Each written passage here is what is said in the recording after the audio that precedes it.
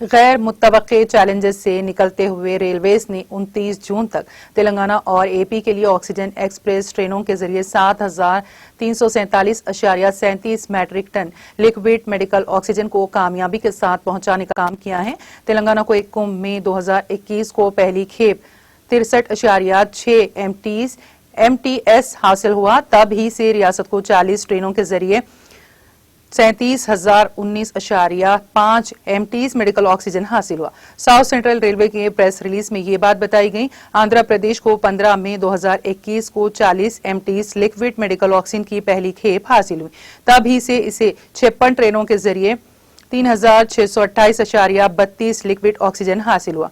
रियासतों को दरकार मेडिकल ऑक्सीजन की मौसर फराहमी के लिए ऑक्सीजन एक्सप्रेस ट्रेनों को मुल्क के मशरकी और मगरबी हिस्सों से चलाया गया।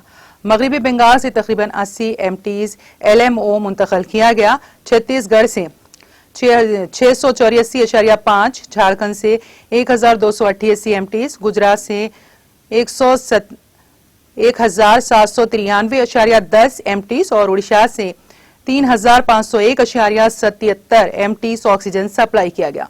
तेज तर ऑक्सीजन की जरूरत की तकमील के लिए इंडियन रेलवेज ने ग्रीन कॉरिडोर का एहतमाम किया ताकि कम वक्त में इसको पहुंचाया जा सके।